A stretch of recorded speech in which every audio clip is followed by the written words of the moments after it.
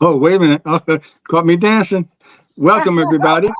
Welcome to Portsmouth Coffee Talks Evening Edition show. I'm James Lim Overton, and I'm here with co-hosts Leah Drake Stipp and Thomas the Colonel Chapman. Good afternoon or good evening, co-host. How you doing? Good All right evening. now. Good Yes. evening. How Good are evening.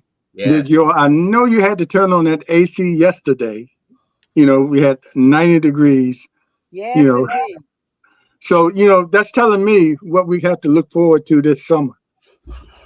Yeah, we're gonna. It's. I think it's gonna be a hot one. So Colonel, get your pool ready. Yeah, I worked on it. I almost got in it today. We'll work on it first. Get it right first. Get the leaves out and everything. It's about ready now. Yeah. Okay. Well, you shouldn't have told me that. Okay. All right, cuz we'll see you. All right. See you soon. But anyway, welcome everybody, and we're here, and we have a special guest with us this evening. And Leah, would you please introduce our special guest this evening? Well, you know what? My special guest is just so special and so special to me. And Darlene, I want to make sure I get your title right with Black Child Hampton Roads Black Child Development Institute. You are the President. president. I am correct. Okay. Miss Darlene McCoy Walker is the president of Black Child Development Institute of Hampton Roads. And they are doing some amazing uh, activities in order to make sure that our Black children get the books and the items needed so that they can be successful in this world in which we're living. And you know, at this time when they're trying to take our history out of the schools and they don't want our children to know our history, it is imperative that we take that challenge on and teach our children their history and let them know those individuals upon whose shoulders they will stand upon once they become adults. And this is what Darlene and the Black Child Development Institute of Hampton Roads has been doing. And I am excited to have her here on today. And so, welcome, welcome, welcome, Darlene McCoy Walker to Portsmouth Coffee Talk. We are so blessed to have you with us today. And hopefully, through your appearance today, it would encourage those of us on the south side of Hampton Roads to join the chapter. And then we too can help to do some of the amazing things that you're doing on the other side of the water. So, welcome, Darlene, to Portsmouth Coffee Talk. Oh, thank you all so much for having me. I appreciate this opportunity. Thank you so much. So, Darlene, why don't you share with us what the mission is for Black Child Development Hampton Roads and the fact that you are associated with the national chapter? All righty. So, with the National Black Child Development Institute, our base is in the Maryland area in Silver Spring, and there are about 20, 25, 26 affiliates across the country. And so, most of them are in some of our urban areas, our bigger areas, and we're the affiliates on the ground doing the work. And so everybody is following the lead, so to say, of the national office. But because our cities, our urban areas, even some of our country areas, so to say, have some different needs, we're all kind of tackling it from a different standpoint. But one of the things that all of us are in need of and look to do more of is to get our children reading, because across the country, our African American children are not reading on their actual reading levels, not in a majority of a way. We're at probably a deficit of about 60% or so. So we got 30% of them doing really well, but we still have a lot of work to do to get that 60 down. And then we know also that if parents are involved with what's going on with their children, the children will do better. And so we work, those are our focal points: literacy engagement and parent engagement. So those are the two main things that we look to do. In essence, in the way of our mission, is to just be sure that we're promoting all things good that support Black children and families. That can be kind of hard to do sometimes. Um, not because people are not receiving us, but we still have a lot of racism. I'm just put it out there like that. Put That's it There's true. out there. Yeah, it's still a lot of racism out there. And that when people see that it's the Black Child Development Institute, they have a lot to say because they're thinking we're being racist ourselves, that we're only addressing issues concerns of Black families. And we're not. When we are doing our literacy push, we go into the schools. Children get books to take home for free to help enhance their reading libraries at home. Every child in the school gets books, not just coming in there to give them to African American children. Everybody in the school gets those books. Thus far, over the years, we've given out in the last probably even during COVID, we've probably given out about a good 15,000 books to children in the Hampton Roads area. And we're pushing that number because we have a order in now through our Read to Succeed program that we've got some more books coming.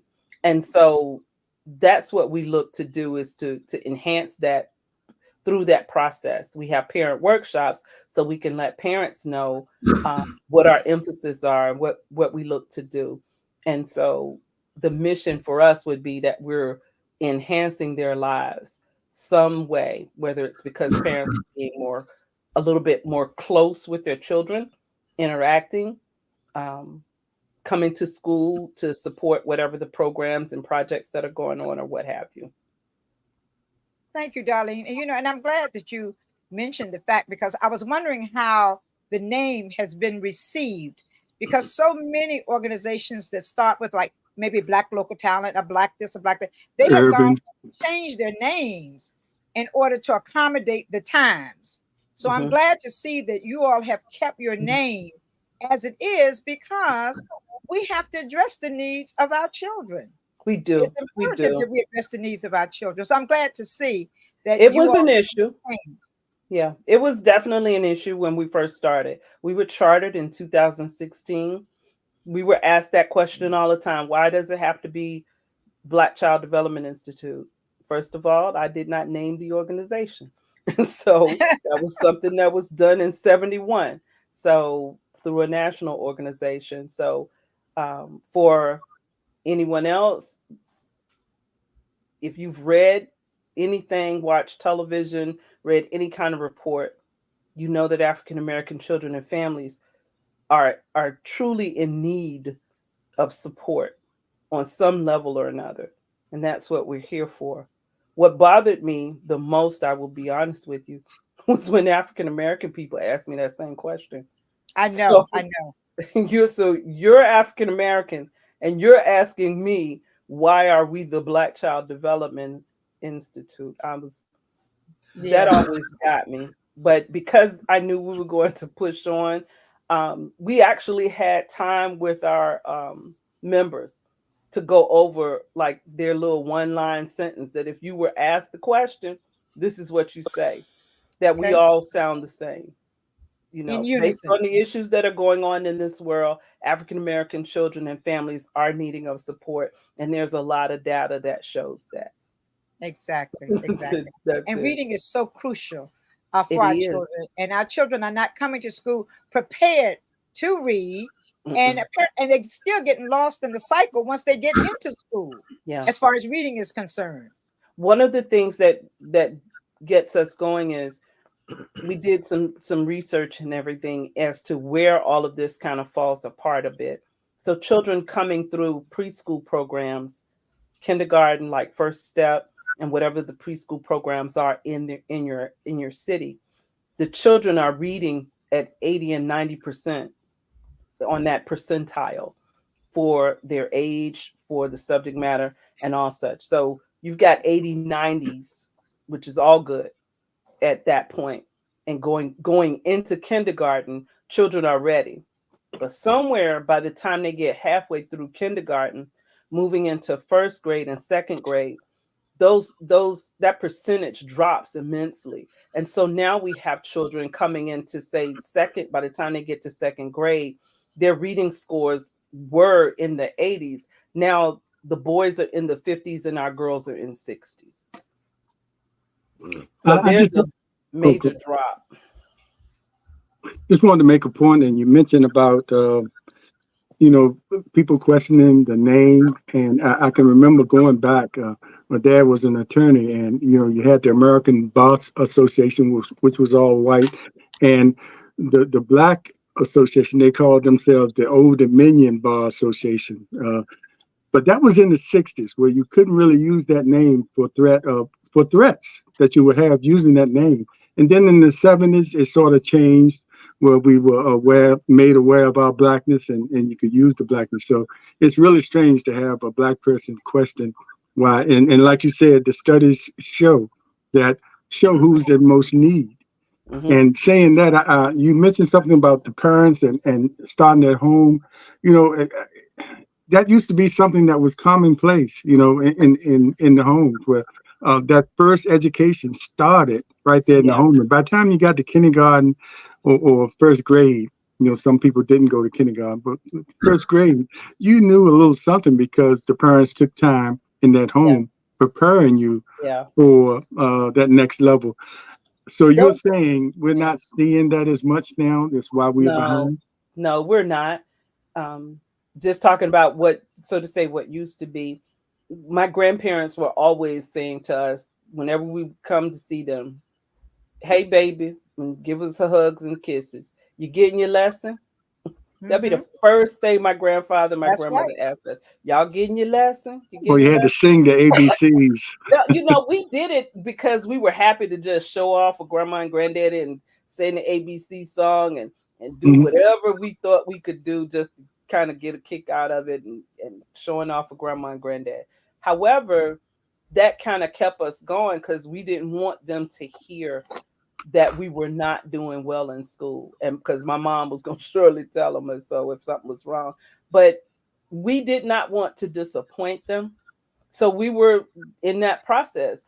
My mom would sit down at the table when we had homework. All of us would be together. There are 5 of us. So you can't really tell old school parents that you're phased out, you don't know what to do, and you got 2 kids. Okay. We coming from people that had 5, 6, 9, 12 kids.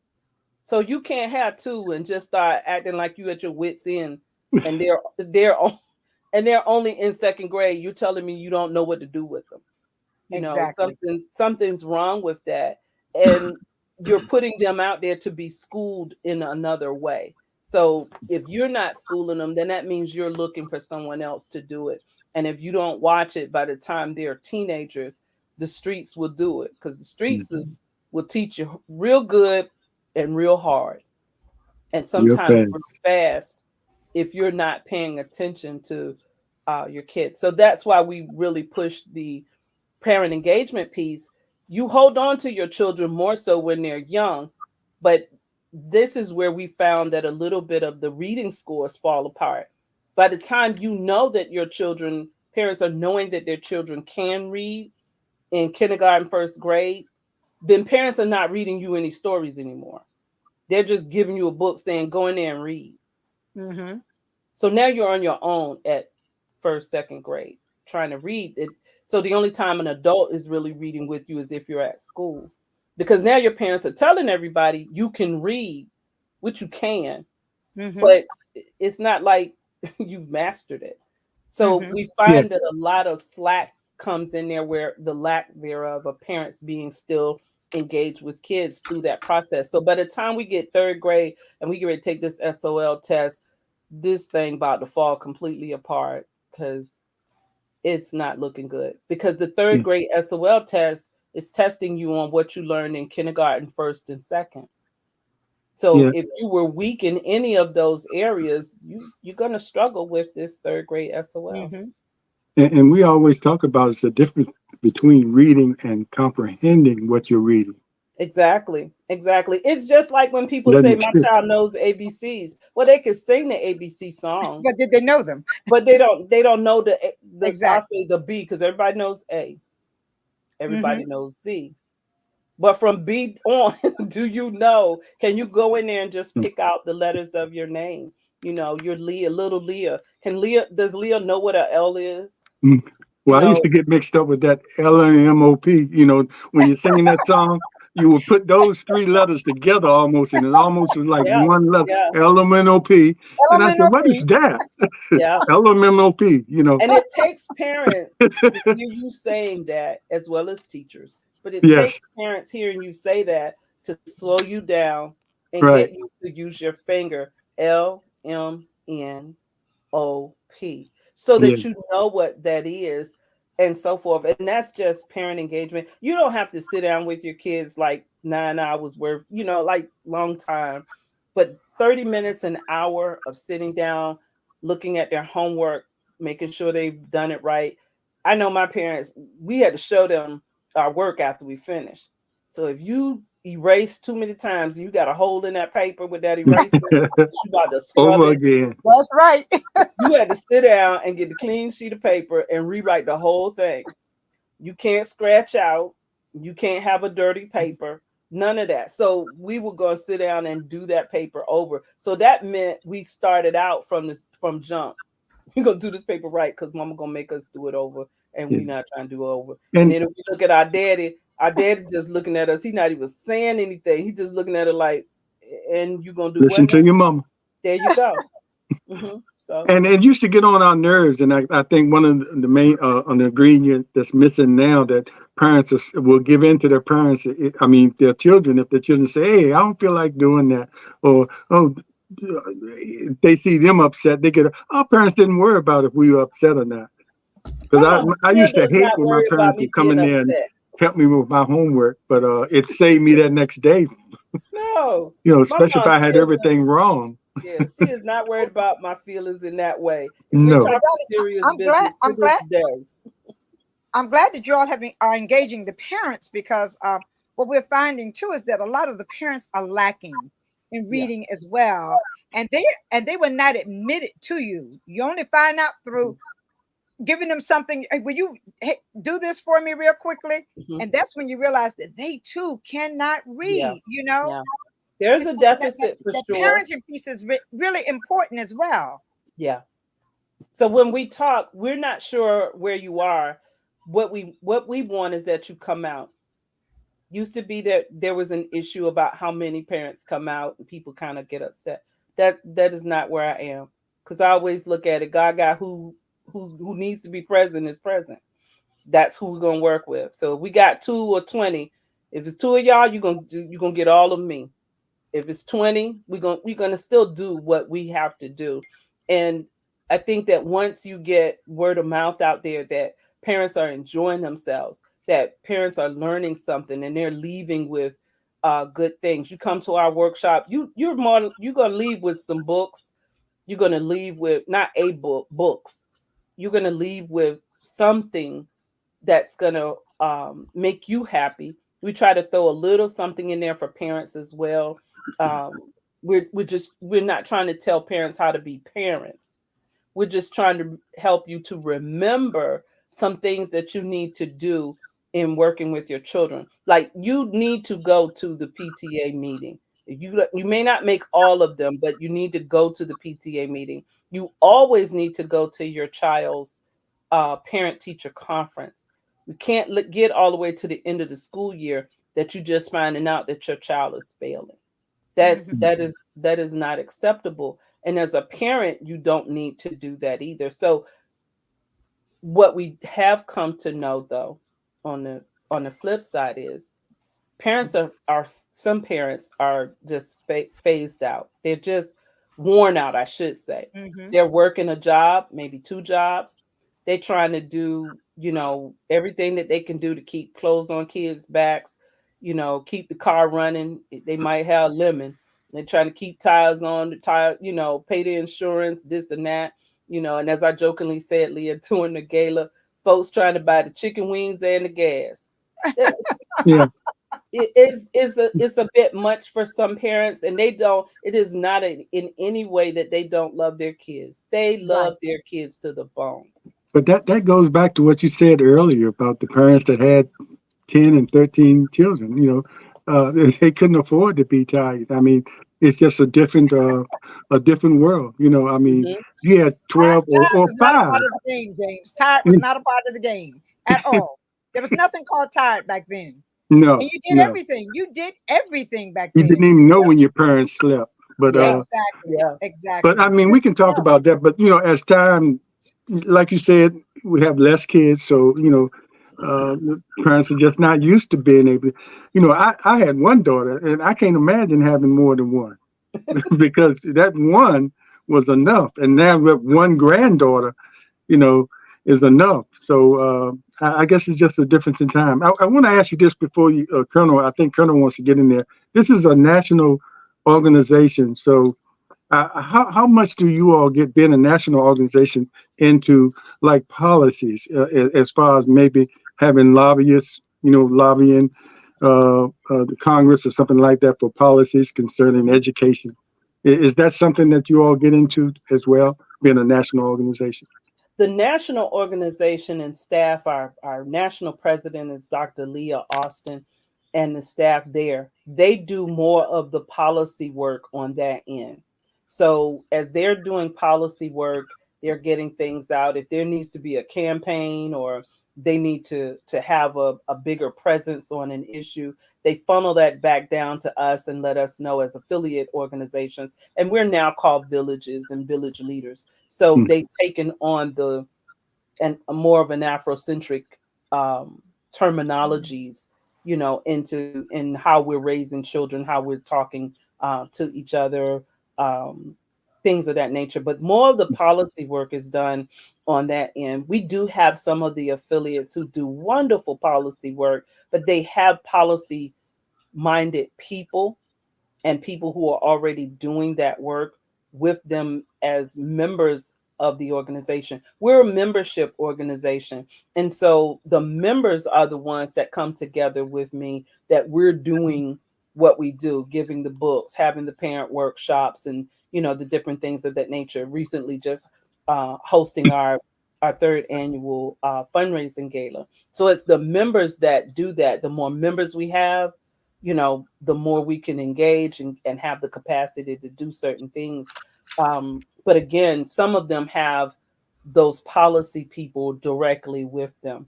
BCDI Hampton Roads, I consider us a bit more of a grassroots organization. The members of our organization are pretty much all working people, but we're professional working people. Hmm. We have lots of teachers. We have lots of uh, few executive directors and people who are supporting us in that way. That's what we're looking at. So we don't dive into too much of, I'll say, on that deep policy issue. We have school board members with us, so that's when we tap into a little bit of policy, what's coming that way. One of our biggest advocates is Councilwoman Tina Vick, Oh, with my the friend, my friend. Our so friend. yes, yes, he's all of our friends Mm. and love her. Uh-huh. She's always been an advocate for us from the start. And so she brings information with, sometimes, or if we're trying to figure out how we want to tackle a particular, she'll help us bring that together so that we can either present it to the council or something of that nature. But with BCDI Hampton Roads, we cover this whole 7-city area and really 8 to include Williamsburg. We're Mhm. based here in Hampton, so Hampton Newport News, we're neighbors. We've got Williamsburg on the other end, and then we've got the whole South Side: Norfolk, Portsmouth, Chesapeake, Virginia Beach, and Suffolk.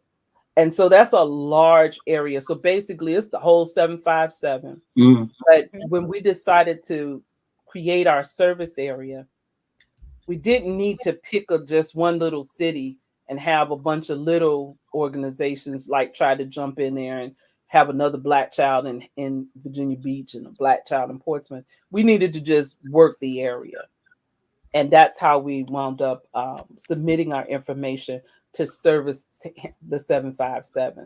Yeah, And and so, that's wise. yeah, so that's why we're BCDI Hampton Roads. Now, Mhm. Mhm. we're the only affiliate in the state. And so anyone in the state can join us as a member. We meet via social media, I should say, via Zoom. And then we meet together to do whatever the projects are. So who can come out for the projects? They're already letting me know, yep, I can be there and so forth. So Anybody else, though, say someone in Danville says they want to start a Black child organization, they can. If they want to do it in Richmond, they can. We would wind up just being the mothership. Mhm. Yeah. I'm not that person that, we got to be BCDI Virginia. I want the whole state. No, no. We No, can don't Yes, take never, on. indeed. That's a lot. we can It's a take the lot. whole state. Some people take That's on right. too much. They do, Uh-huh. they do, Mr. Overton, and that's not us. If you're coming in, we're the mothership. It's already set. We've been here.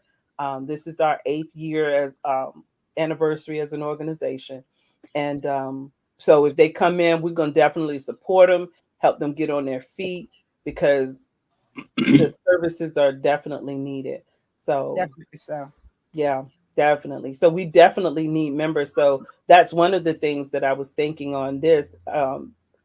Happy that your Portsmouth followers were with us. We had a large entourage with Miss Leah for the gala. She received our community service award, and it was a wonderful thing. And we just want to recognize her for the work that she's done. A lot of our organizations don't exactly, you got to kind of be in the cut a little bit. I don't even know what else to say on that. You got to be in the cut, in the click to get the award, to get that recognition. And for us with National Black Child, we realize there's a lot of people out here that are really doing wonderful things and have been Right. doing it for a long time.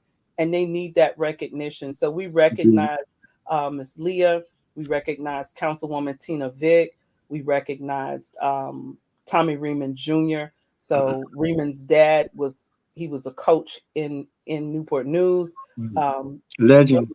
yeah, really noted to be tied to Michael Vick, coaching Mhm. him through high school and all of that. So his son does wonderful things with children and sports programs and all. And that just needed to be put out there. We need people to know it's not a just one. It's not Jordan or LeBron. It's Right. Jordan and LeBron. Mm. Exactly. Exactly. Exactly. That's a great Colonel? analogy. Yeah, Colonel? thanks for Darlene for coming on, and I'm gonna backtrack a little bit because I just can't let this go. And I that folks that you mentioned how some Black folks ask you why is the name Black in your name, and that's a piece that is a piece that is going nationwide. And you look at it, I always say those folks, those Black folks that ask you that question, they're either uninformed, if they can read, they can't comprehend history, and or they go in a subcategory of either sold out or even a sub piece of that, or trying to gain favor of their white friends, employers, Mm-hmm. and friends, or in that part. And then or they're trying to get a degree of acceptance of all those categories to Mm-hmm. say hide their own Black skin. I'm not one of them. Yeah. I'm different from them. So, and they also possess a what I call the pseudo slave mentality. The Tim Scott disease. And You pushed all the buttons. yeah, I pushed them all. So I just couldn't let that go. So now that I got that off my chest, but you mentioned that yes, any organization that across this country that has either Black or either any organization that has a charter Mm-hmm. that is going to try to help minorities, they are under assault. Mm-hmm. And why I say that is under assault, we have a Supreme Court that is 6-3 majority Republican. And I say that because they're now turned into politicians. Yeah. And Trump put 3 of them on, which killed affirmative action. And what does that mean by killing affirmative action?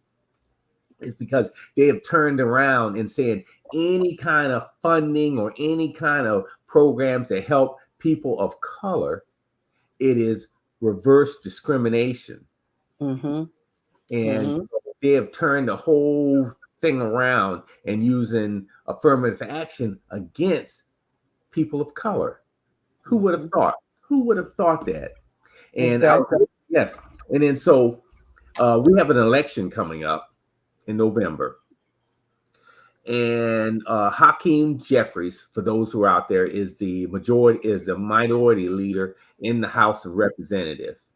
He made a profound statement of what can happen if we let things go the way they are. He says, if the Supreme Court can overturn Roe versus Wade, a 50+ year law that has been on the books, have been accepted. Think what they can do when they have a stated goal of the Republican Party is to get rid of Social Security, Medicare, and Medicaid. They had a stated goal, and they got it. They've teed it up to get rid of it.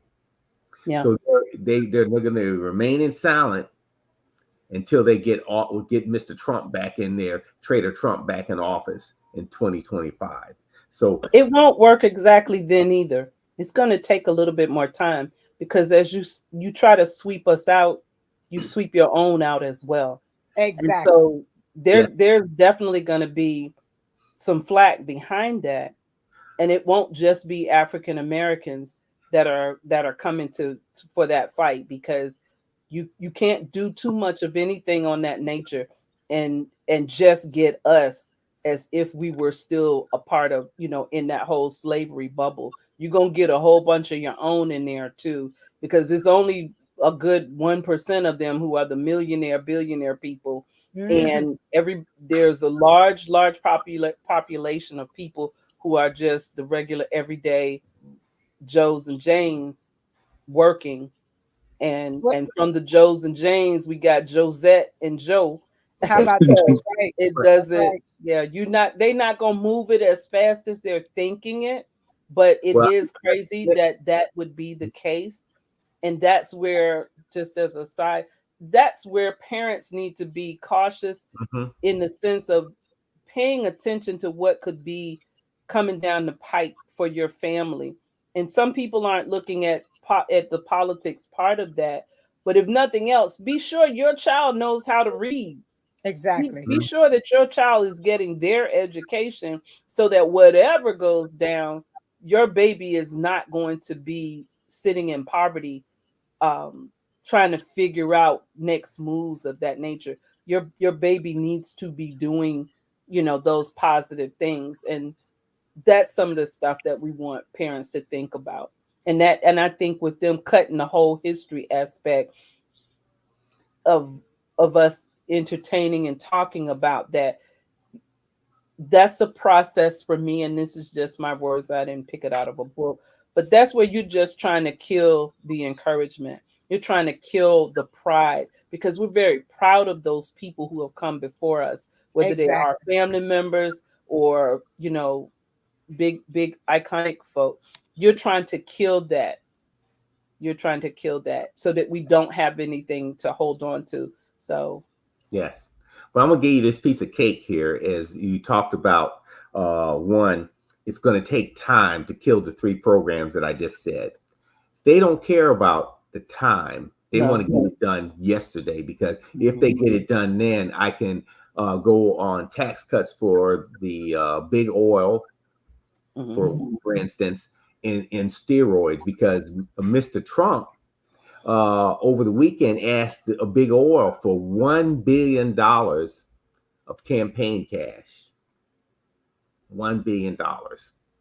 He's going to try to buy the election, and they will pony it up because the tax. And he told them, "You'll get your tax cuts on steroids if I'm elected again." Right. So yes, and those folks, and you're talking about hurting poor whites, the folks that if they live in a trailer park, they don't care if they lose theirs. They'll never see it, because long as they have a perception that they were doing better than you and I, it's okay. Yeah, is okay with them. which is crazy. Which is To very say crazy. the least. To say Again, the least, you're living in a trailer park. Trump has nothing for you. He will You Yeah. never don't have come visit you. Yeah, he's not coming to visit you. You don't Exactly. have any maybe money not. to really give him this, but you're so much wanting to be associated with Mhm, that level of power with those people that mhm, you'll suffer through all of what you suffered through in order to get him back in. And Mhm. those oil people will consider it. But one thing I think that really comes into play now that did not come into play when Trump was first put in office is that the people knew who he was when he came in on the first note, but they thought they could control him like Exactly. they do others and have done. Exactly. Now they know they cannot control him and they Hmm. cannot trust him. So there Hmm. are a lot of different things happening right now that may not necessarily go down as deep as what we're thinking because they're not guaranteed that he's going to play fair. And Hmm. Hmm. they've come to know that now. And again, when he came in office, they thought they were going to just be able to tell him what to do and how to get it done, blah, blah, blah. It was all going to work. But he's so unpredictable that they know this now. Which I he, don't, which, he, which he shows them time and time again. He yeah, over and shows over. himself every day. He shows his hand Yeah, every day. yeah, over but But it and makes over. no difference to them. getting To back some, to you yeah. because I'm looking at our time too, Darlene, Hmm. Okay. and I want you to share with us how you get the message out there. I know I've seen that you have people in various places reading to the children at different spots. Do you go into the schools? Do you go into the daycare centers? And one part of that is it a benefit for a daycare owner to join the BCDI Hampton Roads? Yes, it is truly beneficial. We do go into the schools. We have school partnerships here in the area.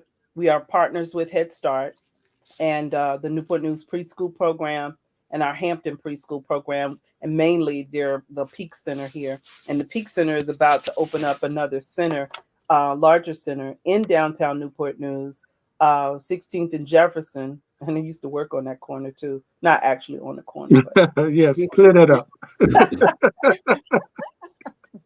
we had an office complex on that corner, and that was my first job out of college. I'm a Norfolk State University grad, and Uh-oh. that was my first job working there. And so they have since demolished all of the project homes through there, all of that, the old buildings, and the Peak Center is now a beautiful building again coming up right Beautiful. on that corner. So they're going to be there. We are partners with them, so as they open up, we'll be working with them as well. We do go into the schools and our preschool program, I should say our childcare individuals. We have about, I think it's about 29 of them that are a part of the Smart Beginnings program. And so that's the I want to say is it QB5 with Region 5. So all of them that are working with the Smart Beginnings, which they're now the Spark um, the Spark organization, and I'm saying that wrong, and I hope everybody forgives me who's hearing it, but they're a part of that. And so, with them being a part of us as members, Mhm. we're able to share workshops with them. We're able to give them books. And mainly, these are the providers who only have 4 or 5 children in their facility, not necessarily TikTok round the clock, bigger organizations and La Petite. These are the people who have been positioned to just have those smaller groups of kids in home. We're giving them books for their in-house libraries, and that's for their classrooms. We have some other things that we're going to put in place that we're going to help in the way of giving them the supplies they need. The money that those ladies make may move them forward in their own economies, being able to pay their bills and all of that, but they don't have a lot of money to make sure that they have all of the educational materials they need in their home center to work with the children. And so we look to help enhance that we can give them some of those different things. And again, this is where membership comes into play, because we got a lot of great things that we can be doing, but we have to do it in a smaller way because we don't have the capacity to go out as far as we would like to go. Mm-hmm. So we know that each of the cities has childcare providers set up through social services. One day we'd like to be able to support all of them. Yes. Yeah. You know, and it's so good with the fact of holding a book. It took me forever to get to reading on the Kindle and on my phone, because there's something about opening that book, starting to read, falling asleep with that book in my hand, but waking up and there I am. I can start again, you know, and the flipping of the pages. And kids don't really get to experience that a lot now, because everything they're doing now, they're watching it on the phones, they're watching this on the tablet. So it's a good thing to get them where they're actually holding that book, looking at those words, you know, following those words, reading those words, comprehending what they're reading. And those are the things that parents need to know. Just as a reminder, because you tend to move with the same groove that works for you. We just want parents to know it's not about trying to make you be a better parent or anything on a neglectful way. It's just that you remember that this is what's happening. As the Colonel was saying, on that political note, this is what's happening. On an educational note, you need to know this is what's happening, and you need to be able to move along with that. You need to be able to be advocates for your children, not because you found out a month before graduation that they're not graduating. You need to be able to advocate for your kids all along. And sometimes parents are just not so in tune to that. And the older kids get, the less in tune they are, because they're thinking that the children are sort of handling some of that, and they really aren't. They really aren't. They're just moving along with their friends, and some of them are AB students, but they will dummy down a little bit. Excuse me for that word. They'll dummy down a little bit just to be in the group with the people that are getting the C's and D's. But you're really an AB student. Your parents need to know this is what's happening, not just punish you, but if you know your child, that's where conversations come in, like what's happening and why aren't you bringing these grades home like you were? What's going on? We just need to have those conversations with our kids. We got high school kids. They're coming to school with grown folks problems. Mm-hmm. Mm-hmm. Yeah, that's right. They're coming to high school. They got grown people problems. Mm-hmm. Because of what's happening in their home setting. It's a lot of what goes on with our children. If I could put it on a billboard, it is about the parents. Exactly. It stems from the parents. It's because of the parents. So if kids are doing really wonderful, it's usually because they had good parents, grandparents, or whoever was raising them. Yeah, and some people shy away. Some people shy away from saying that, putting that responsibility to the parents, but it's necessary to be said. That's facts. That's just facts. And I think because people try to stay away from that in being confrontational or talking, you miss still even conveying your real point in that, of what needs to be done to help children. But it is parents. Now, if we do have some parents, if kids are fighting, and I just heard this on the news one day, the kids were fighting, and then the parents come up there and fight. And they're fighting too, or they're telling their particular lady. That just happened here in Portsmouth. Yeah, what and to a do. 10-year-old kid was killed as a result of that. Parents were involved in that. Yeah, we can't be fighting in the streets. Mm-mm. We can't be fighting in the streets. We can't be cussing and carrying on when we got stuff going on like what the Colonel talking about. Mm-hmm. How is that going to work or solve anything that we're in the street doing all of this? So y'all getting a trophy or something, because of what you said in the street and how bad you cuss somebody out. Mm-hmm. That is not working. we can't say what everybody needs to do. Everybody's situation is different. But what we want parents to do is their very best. And if whatever that is, if you feel like you got some shortcomings in there, then we would like for you to utilize the resources that are in your space. So Yeah. if you don't know how to read and you got a kindergartner and they get to third grade and you almost can't read with them, then we need you to be sure that you are doing things to keep your baby um, on point with that. And where I can take this back to slavery. Mm-hmm. So in Mm-hmm. 1865, we all free, Mm-hmm. but we all not reading. Mm-hmm. We're all not ciphering, which is to do the math. So we're all not doing that because that was not what we could do. We weren't taught that. So what happens is the younger people knowing come forward and help grandma and granddaddy learn to read. Mm-hmm. They're making sure that whatever goes down, they'll read it for grandma and granddaddy and tell them this is what that says and this is what you need to do. Mm-hmm. So we've not always been in a predicament that we can teach our kids. This ain't the first time. The thing is, where's that love in your heart? Where's your mental state that you want your babies, grandbabies, nieces, nephews to just do better than you? If Yeah. you want them to do better than you on whatever that level is, you're always going to push for them to do better than you. And Better that's all than we you, can ask for. not to compete with you. Don't compete. Yeah, we With just them. that's all my mom was saying. It as we all grew up. I'm one of five. I'm the oldest. I want y'all to do better than what we did. And we thought they did okay. But you know, as she talks with all of us, they're still my mom and dad are still living, praise the Lord. But they're still they wanted all of us to be solid as good citizens, so to say, coming up. That's what we need our parents to be looking at. Because somebody gonna be another Barack Obama. You know, somebody is going to be another Exactly. Michelle Obama. Exactly. Somebody's Exactly. going to be another top-notch surgeon.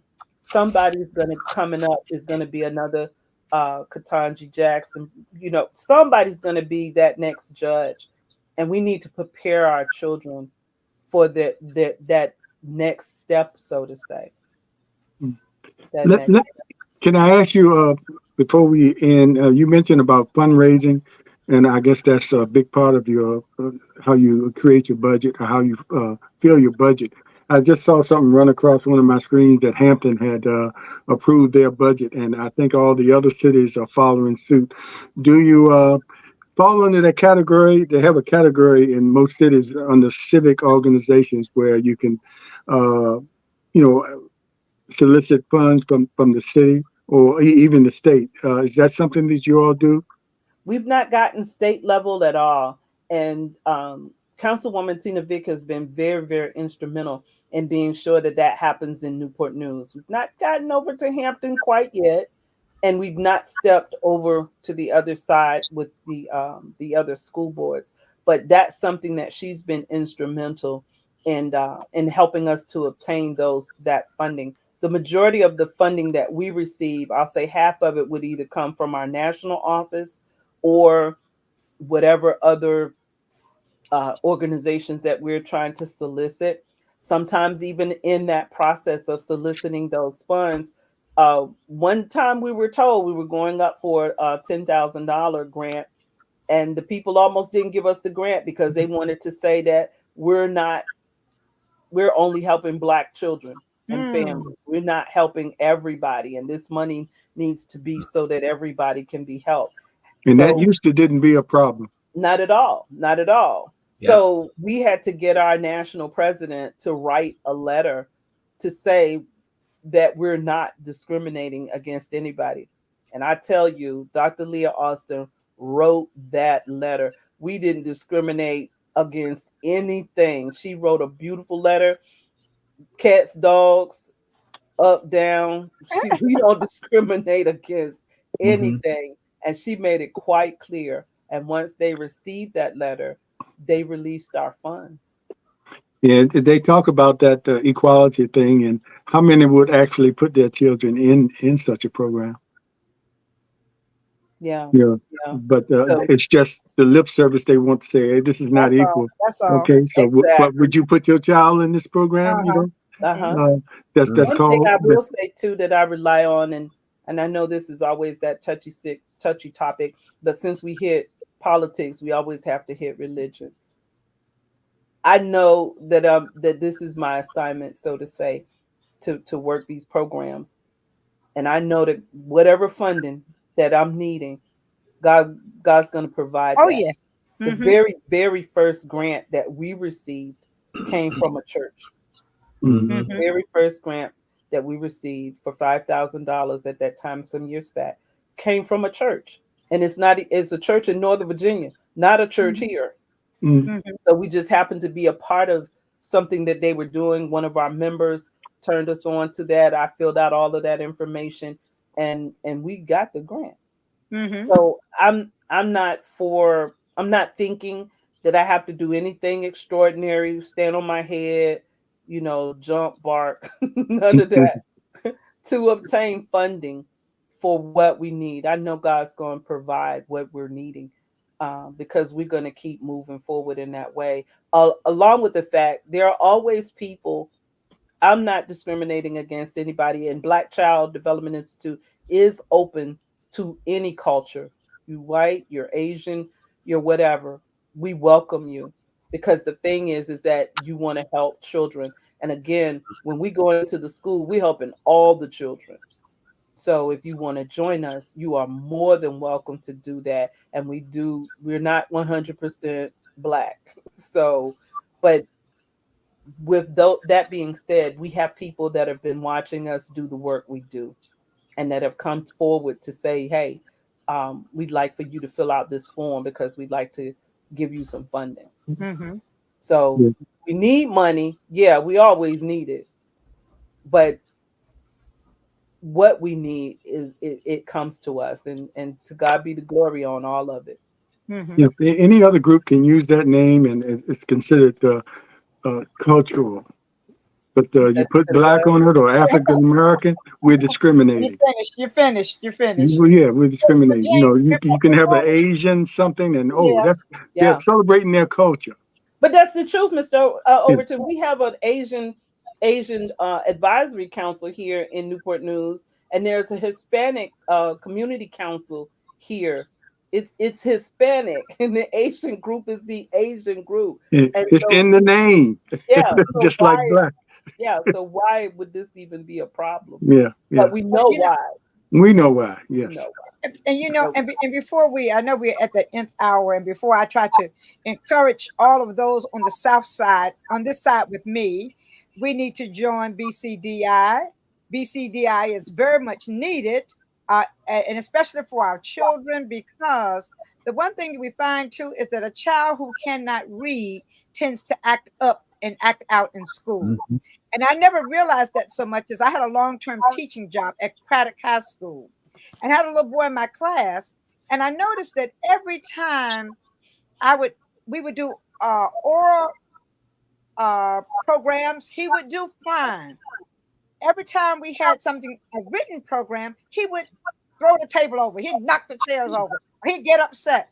And I had started to pull Distraction. him out of the class, and something told me, take him out and talk to him. mhm. And I took him out and I said, why is it that every time we get ready to do something where reading is involved, you lose it. You lose it completely. You know, you're in the ninth grade. What is going on? Mm, He looked at me and he said, Miss Stith, I can't read. Now Mm. that's an indictment on all of the classes that this kid has been pushed through. Not that yeah, he earned his way through, yeah, but all the classes that he has been pushed through, he cannot read. And because he cannot read, he would disrupt everything in the school. So yeah, what you're doing is important that we start with our kids at a very young age, teaching them to read, working with the parents so that the parents can help them to read. So those of you who are in South Side, you never got a lot of kids acting up and acting out in school. Over here on this side of the water, let's join with BCDI. Let's work with our children. Let's get the little group from Hampton Roads to come and join, from Southside to come and join this group that's Yeah. over here, and we can be a catalyst to can make change in this portion of Virginia.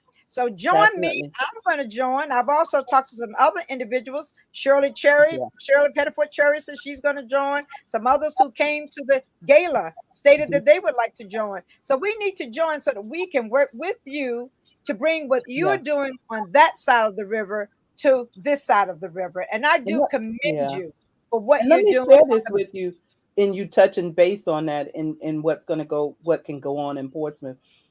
We're not looking to just be running around the cities. When we come to Portsmouth, if we've got 20 or 25 members in Portsmouth, whatever the project is that we're going to do, we've got more than likely those 20 some or so people that are going to come and support it. I don't know everything about Portsmouth. So we need a facility and we need this and this and that. I need people that know what they're doing Yeah. to say, okay, Darlene, we can go so and so place, we can get this, we can get, because your circle of influence is in that area. What we look to do is get a good start now, good foot, to have about 25 members per city. Norfolk, Portsmouth, Chesapeake, Virginia Chesapeake Beach. all over. Yes. Because yeah, the majority of our members, we right now we're at about 80 some members, but the majority of them are between Hampton and Newport News. But we have a sprinkling of just a couple of people in each city. I think Williamsburg is probably the only place that we don't have currently members, but everybody else has at least one, two, three, four folks from that place. But the majority is here. So if I come to Virginia Beach, and the beach is big, so if we come to do something on one side, you know, if I'm up near Newtown Road and we're kicking off a project, we might later on need to go down Bird Neck Road out Exactly. Congo Way or SeaTax Exactly. in to do another project, because that's Mhm. just how big the city is, and we're touching bases to where people are. Newport News is a long city, so we go downtown Southeast Community and work. Sometimes we decide to take whatever next up to the north end.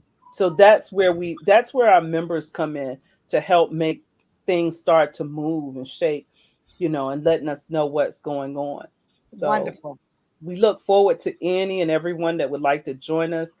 You can go right online to our Facebook page, and keep track with us on that. We have a website. The website, you can go right in there and the menu says join us. And that takes you right through the process of joining BCDI. Membership dues are only $40 a year. And you just renew your dues as your year runs out. And that information comes back to me that you've joined, and then we put you in the loop so that you're able to participate, with the meetings and all the different things that are going on. You don't have to So fret about going to Newport News for the meetings because they meet online we meet on online. Zoom unless Yeah, something important comes up. So we don't yeah, have the excuse that I don't want to drive to Newport News. Go on exactly. Zoom and you can meet with them as well. So Exactly. Do you all have our webpage address? The website? Our No, website address is www.bcdi Virginia, all one word, .org. bcdivirginia.org. Leah, the gala pictures are up there now. I saw them. I looked the other night. They are amazing. They're beautiful. He did a good job. Photographer did a great job. Yes. We enjoyed you all. Well, let me tell you what, that was one gala that everybody who went said, oh my God, that was the best time ever. We didn't have to listen to a lot of speeches. You all were giving your awards, and we got to celebrate the right way because I'm telling you what, they had a time and they didn't want to go home. No, they didn't. I think Southside was the last to leave the building. We were the last ones in the building, but we had a great time. It Yeah. was very well put on, and Dr. Stephen Perry. Dr. Yes. Perry, although he couldn't be present, he was amazing in the information that he gave as well. And Yeah. we look forward to, if you get him back, we definitely will be back. Everyone said they will be back to hear him because Yeah. his message was truly very timely, a message that we needed to Yeah. hear at this He particular was time. awesome. He always is, and we Yes, really thank that's him. my daughter said. That's why she came from Maryland, because she wanted to Exactly. see. Not that I was getting an award. She wanted to see Dr. Perry. That's what she wanted to see. So Well, hopefully he gets his health together and everything. We really appreciated him coming to us after having had a stroke and everything. We're just blessed that in the process it was not a debilitating stroke. He was disappointed. He wanted to still do something for us. So that live presentation was excellent. It was just a blessing. Everything did move, really, really well. it really So did. glad everyone had a good time. Um, so next year, maybe we'll have all of you, Mr. Overton and the Colonel, to come over for the gala, and we just have a good time. Exactly. Mm-hmm. Colonel, you have some last words, Colonel? No, I think we covered a lot of stuff, and I got more questions and more stuff to ask you, but I know we could go on forever, but I got to shut it down, as they say. Yeah, But we're gonna have her back yeah, to give us updates on what's going on over, especially as we move over here and be prevalent over here on the south side. So Yeah, anytime.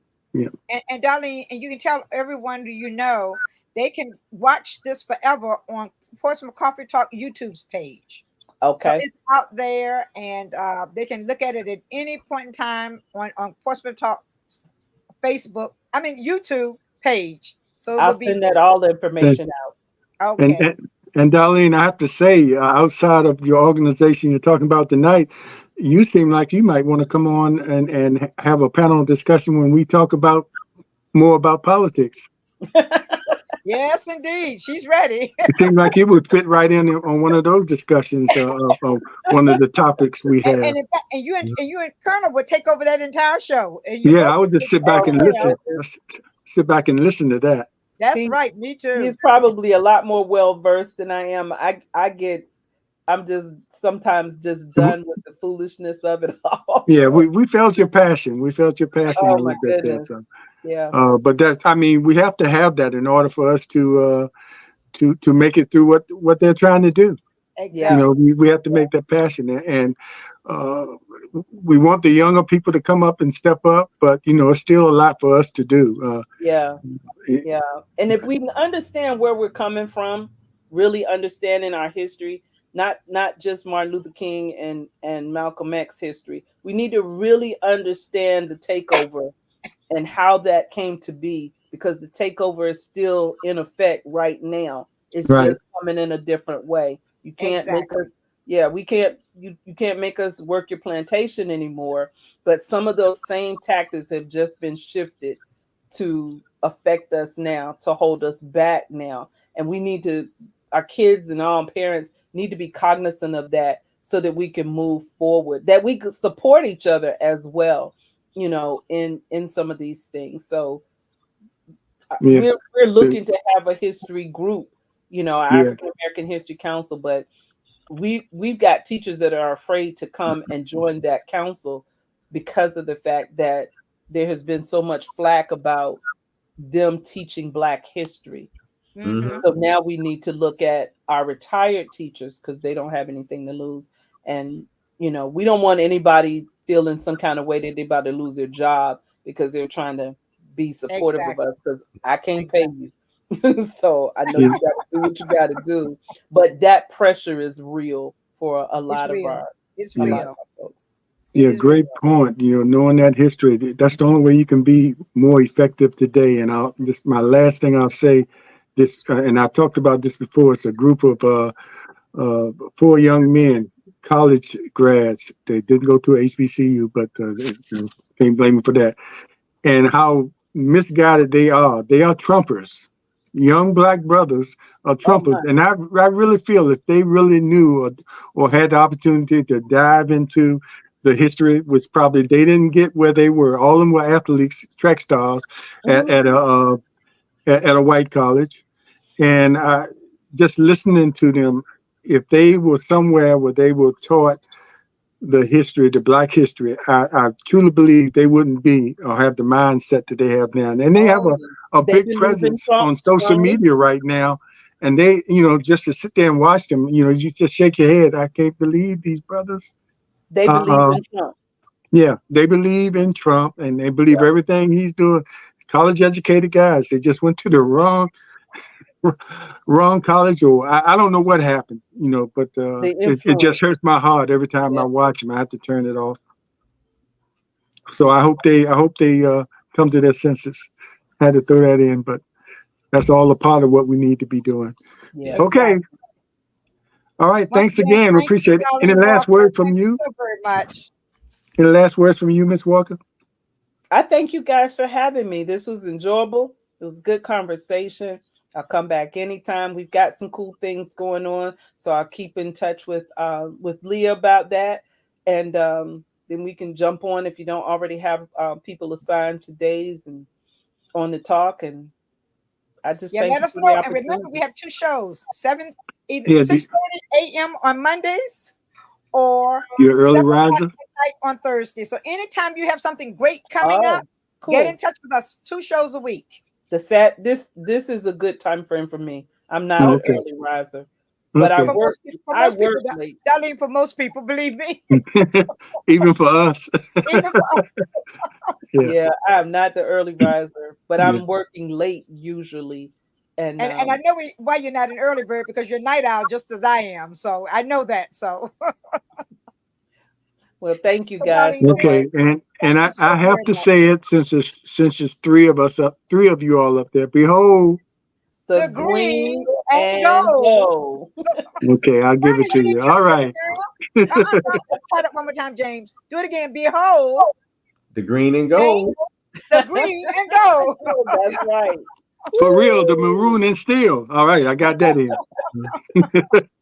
All right, take care, everybody. Thank you, All right. and thanks for Darling. watching. Thank And you very remember to like, subscribe, comment, and share this show. And we'll see you next time. Take care. Take Good care. night. Take care. Good night.